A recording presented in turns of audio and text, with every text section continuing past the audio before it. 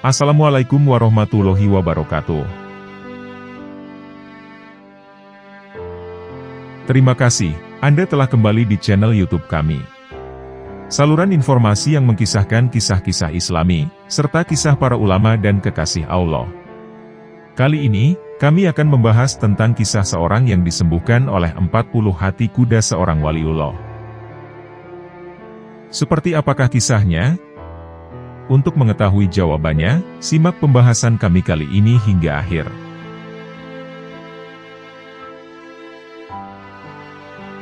Suatu hari, terdapat seorang laki-laki yang datang ke Baghdad. Alasan kedatangannya karena mendengar kemasyhuran dari sosok Syekh Abdul Qadir Al-Jailani.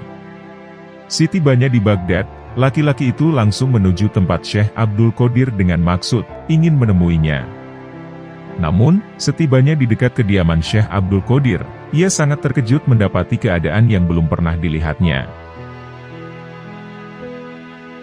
Di sana, ia melihat kemegahan kandang kuda-kuda milik Syekh Abdul Qadir Al-Jailani. Hamparannya terbuat dari emas dan perak. Dan di dalamnya terdapat 40 ekor kuda yang sangat bagus, dan belum pernah ada tandingnya. Sehingga, muncullah sangkaan buruk dari hati laki-laki tersebut. Lalu ia bergumam dalam hatinya. Katanya dia seorang wali Allah, tapi kenyataannya ia seorang pecinta dunia. Mana mungkin ada wali yang sangat cinta kepada dunia seperti ini? Orang semacam ini benar-benar tak layak menjadi wali Allah. Akhirnya, laki-laki tersebut tak jadi menemui Syekh Abdul Qadir, dan ia lebih memilih singgah di salah satu rumah penduduk.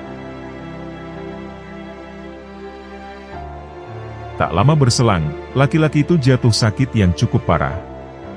Sehingga, para ahli medis pun angkat tangan mengobatinya. Beberapa waktu kemudian, ada seorang ulama ahli hikmah memberi saran. Penyakit ini tidak akan sembuh kecuali diobati dengan hati 40 ekor kuda.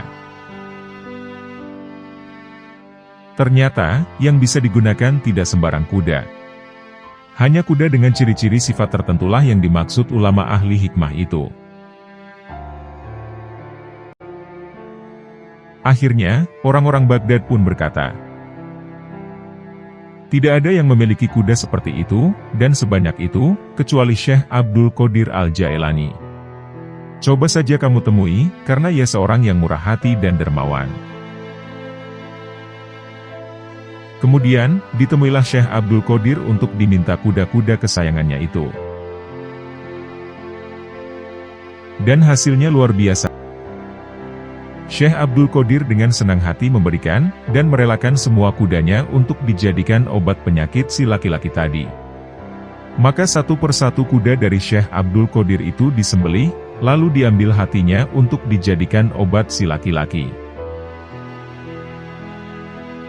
Setelah diobati dengan hati kuda Syekh Abdul Qadir, laki-laki itu sembuh lagi seperti biasa. Untuk menyampaikan terima kasih, si laki-laki pun datang menghadap kepada Syekh Abdul Qadir Al-Jailani. Kepada si laki-laki, Syekh Abdul Qadir Al-Jailani menjelaskan, jika engkau tidak tahu, kuda-kuda itu sengaja aku beli untuk mengobati penyakitmu. Sebab, kemarin engkau datang ke sini semata-mata karena senang kepadaku. Aku tahu engkau akan jatuh sakit. Dan tidak ada obatnya kecuali hati 40 ekor kuda yang seperti yang telah dijelaskan sifat-sifatnya. Tapi engkau tidak mengetahuinya. Buktinya, engkau bertamu di rumah orang lain. Sejak itu, laki-laki tersebut bertobat dan memperbaiki keyakinan hati. Dari kisah yang barusan kami sampaikan, terdapat beberapa pelajaran yang bisa kita petik di dalamnya.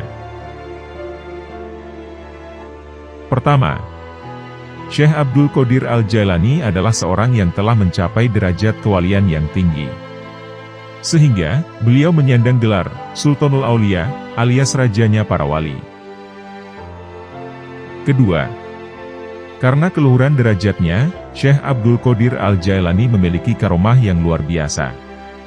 Salah satunya karomah beliau adalah menyelamatkan orang-orang yang mencintainya.